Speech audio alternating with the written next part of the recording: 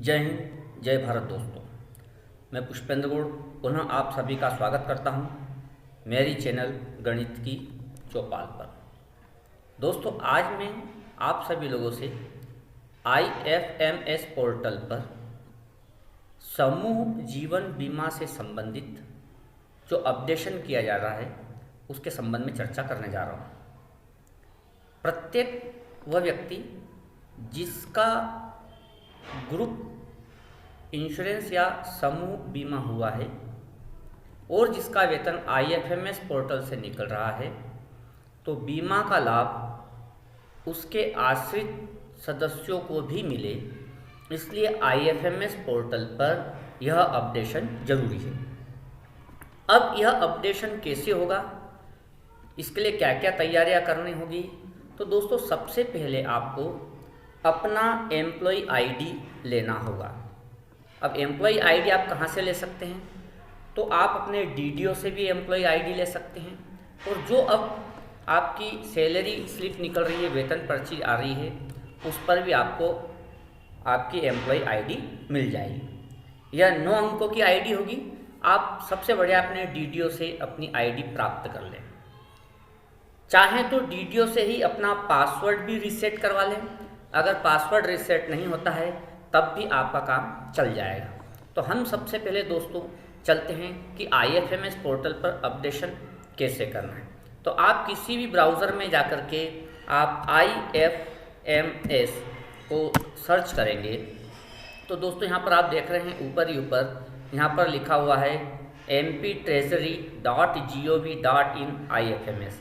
हम इसे ओपन करेंगे। जैसे ही हम इसको ओपन करते हैं तो इस तरह का एक पेज आपके सामने आता है।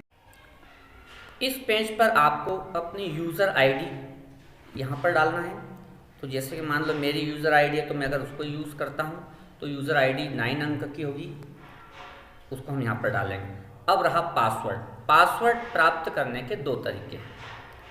एक तरीका तो ये है कि आप अपने DDO से ही पासवर्ड रीसेट करवा लें। दूसरा तरीका है कि यदि आपके पास यूज़र आईडी है तो आप यूज़र आईडी डालिए और फॉरगेट पासवर्ड पर चला जाइए। फॉरगेट पासवर्ड जाने पर आप अपने ओर से यूज़र आईडी बना सकते हैं। तो दोस्तों, यहाँ पर मैं अपनी यूज़र आईडी का उपयोग करता हूँ और इसको ओपन करता हूँ। लेकिन इसके पहले आपको पूर्व तैयारी क्या क्या करनी होगी। तो क्या क्या पूर्व तैयारी करनी होगी, इसको आप ध्यान से सुन लीजिए।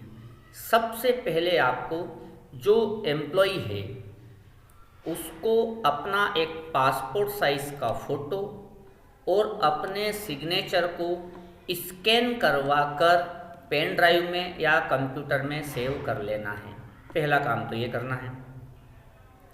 इसके बाद आपके जो आश्रित सदस्य हैं, उन आश्रित सदस्यों के आधार कार्ड, उनके जन्म के संबंध में कोई भी एविडेंस जिसमें उनकी जन्म तारीख का एविडेंस हो, ये जरूर आपको स्कैन करके रख लेना है। यहाँ पर ध्यान रखना है कि एम्प्लॉय के जो माता पिता हैं या जो आश्रित व्यक्ति हैं, वे अगर जीवित ना हों, आश्रित व्यक्ति से मतलब अगर पुरुष है तो उसके माता पिता, महिला कर्मचारी के मामले में माता पिता भी हो सकते हैं, सास ससुर भी हो सकते हैं जो उस पर आश्रित हो, वे जीवित हो या ना हो तब भी उनकी डिटेल आपको डालनी होगी। तो माता पिता के जीवित होने या न होने की स्थिति में भी आपको उनकी डिटेल्स इसमें डालना है। और अगर मृत्यु प्रमाण पत्र अगर उपलब्ध हो तो उसको भी स्कैन करवा के रख लें। माता पिता की जन्म दिनांक को शो करने वाला कोई भी एविडेंस, वो चाहे आधार कार्ड पर भी जन्म तारीख हो वो भी चल सकता है, मार्कशीट या और कोई दूसरा प्रमाण पत्र हो तो बहुत अच्छी बात है। ऐसे ही अपने जीवन साथी की जानकारी, उनका आधार कार्ड, जन्म का प्रमाण पत्र, ये स्कैन कर लें। ऐसा कैसे बच्चों की जानकारी। अब अगला नंबर आता है, तीसरे नंबर पर हमको अपडेशन करना होगा, वो है नॉमिनी का अपडेशन। तो हम जिसको नॉमिनी बनाना चाहते हैं वो पहली बात तो वयस्क होना चाहिए। अब वयस्क व्यक्ति का जिसको आप यहाँ पे नॉमिनी बनाएंगे, उसके अकाउंट के लिए जो पासबुक है उसके पहले वाले पेज को भी स्कैन करके रख लें, उसका फ़ोटो स्कैन करके रखें, उसका आधार कार्ड स्कैन करके रखें और पैन कार्ड भी हो तो वो भी स्कैन करके रखें, ताकि आपको फिर दिक्कत ना आए। आइए हम आगे बढ़ते हैं और आपको आगे समझ में आता जाएगा कि हमें किन किन डॉक्यूमेंट्स की ज़रूरत लगेगी। तो दोस्तों हम आगे चलते हैं और सबसे पहले हम इसको लॉगिन करते हैं। जैसे ही आप लॉगिन होंगे इस तरह का पेज खुलेगा जो यहाँ पर ब्लैंक रहेगा। ऊपर यहाँ पर आपकी डिटेल्स रहेगी, वेलकम, आपका नाम रहेगा, आप टीचर हैं, आप कौन सा ब्लॉक है, आपका डीडीओ कौन है, इसके बारे में आपकी जानकारी रहेगी। आप यहाँ से चाहें तो अपना चेंज पासवर्ड कर सकते हैं अगर आपको पासवर्ड चेंज करना है। इसके बाद आप यहाँ पे लिखेंगे, यहाँ पर आप देखेंगे तो ये HRMIS होम, इस HRMIS होम को जैसे अब हम ओपन करते हैं तो दोस्तों इस प्रकार से आपके सामने बहुत सारी जानकारी आ जाती है। इन बहुत सारी जानकारी में हमारे लायक की काम की है वो है ई प्रोफाइल, जो सेकंड नंबर का जो कॉलम है ई प्रोफाइल में आप सबसे पहले नंबर पर देखेंगे चेंज एम्प्लॉय प्रोफाइल। तो दोस्तों सबसे पहले आपको इसको ओपन करना होगा। तो जैसे ही आप चेंज एम्प्लॉय प्रोफाइल को ओपन करते हैं तो आपके सामने आपकी केवल जो कर्मचारी है, एम्प्लॉय है, उसकी डिटेल्स यहाँ पर ओपन होती है इस प्रकार से। तो आप देखेंगे आप यहाँ पर अपनी प्रोफाइल को, इसमें अधिकांश जानकारी है, आप यहाँ पे चेंज कर सकते हैं। लेकिन जो सबसे पहला आपको जो ज़्यादा जरूरी काम पड़ेगा दोस्तों वो है फ़ोटोग्राफ। मैंने आपसे पहले कहा था कि आप अपना फ़ोटोग्राफ को स्कैन करके रखें, यहाँ पर उसकी ज़रूरत पड़ेगी। और इसके बाद आपका सिग्नेचर, वो इस जगह आपको सिग्नेचर जो आपने स्कैन करके रखा है उसके बारे में आपको यहाँ पर लिखना पड़ेगा। अब यहाँ पर थोड़ा सा आपको ध्यान रखना पड़ेगा कि जब आप प्रोफाइल चूज़ करें जो ज़्यादा केबी की ना हो, और उसके बाद आप यहाँ पर फोटोग्राफ को सिलेक्ट करें, चूज़ प्रोफाइल, वहाँ से आप इसको यहाँ पर अपलोड करेंगे। ऐसे ही सिग्नेचर, ये दो मेन चीज़ डॉक्यूमेंट आप पहले से ही स्कैन करवा के रख लें। जब आप ये दोनों अपलोड कर लेंगे तभी आप आगे बढ़ पाएंगे। यहाँ पर और भी जानकारी है लेकिन इसमें ज़्यादा आपको डिटेल की ज़रूरत नहीं है। एक डॉक्यूमेंट और लगेगा, copy of first page of service record. तो आपकी सर्विस रिकॉर्ड का जो फर्स्ट पेज है उसको भी आप स्कैन करके रख लें। यहाँ पर आप अपना मोबाइल नंबर, ईमेल एड्रेस को चेक कर लें। अगर आप इसको एडिट करना चाहें तो यहाँ से आप एडिट कर सकते हैं।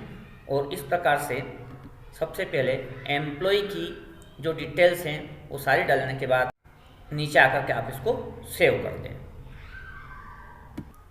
जब आप सेव कर देंगे तब आप दूसरा पेज खोल सकते हैं, और दूसरा पेज आपको खोलने का है वो ये है चेंज एड्रेस डिटेल। यहाँ से आपको अपना एड्रेस की जो डिटेल्स है वो चेंज करनी होगी सेकंड नंबर पर। तो जब आप इसको ओपन करते हैं तो इस प्रकार से ये आपकी एड्रेस की डिटेल यहाँ पर आ जाएगी। आप इसको सिलेक्ट, इसमें चेक कर लें। यहाँ पर आपका house number, name, street, others, ये सारी चीज़ आप अपडेट कर सकते हैं। आगे बढ़े, सारी आपको यहाँ पर आपको परमानेंट एड्रेस, करंट एड्रेस, अगर करंट एड्रेस सेम हो तो खाली यहाँ यस करना है, इसके अलावा आपको और कोई ज़्यादा डिटेल नहीं देना है।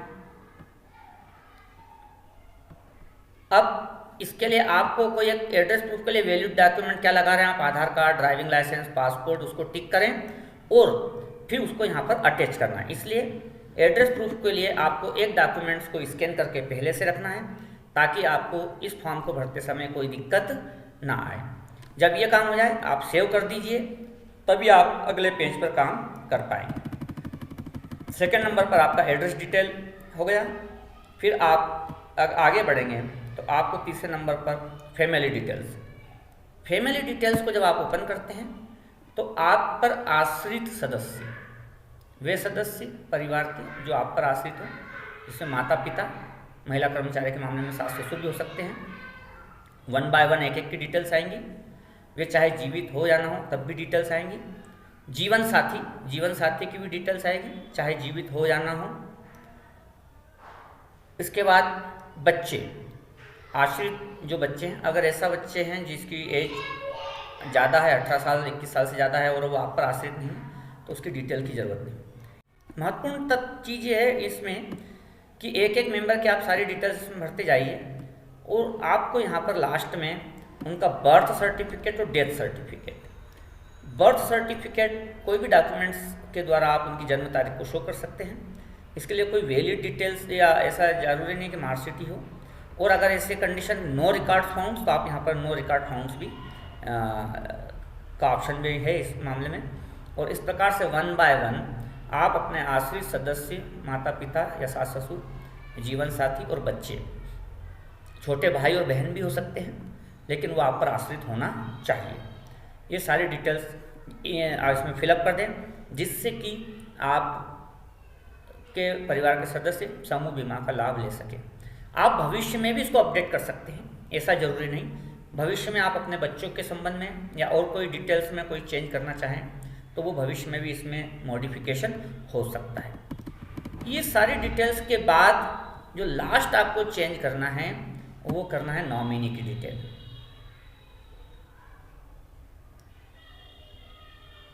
पुनः आप वहीं जाएंगे और आप यहाँ पर देखेंगे नॉमिनी की डिटेल्स।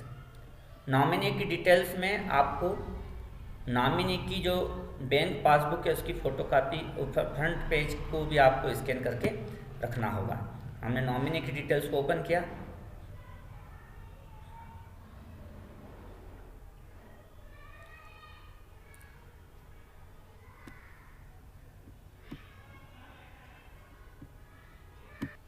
तो इस तरह से पेज खुलता है।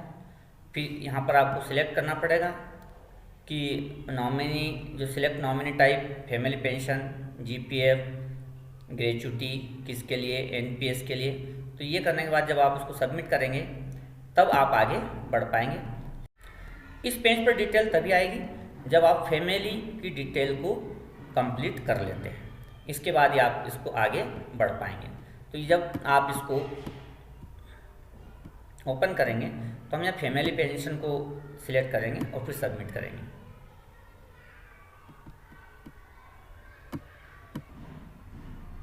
नॉमिनी की डिटेल को आप थोड़ा ध्यान से भरिए।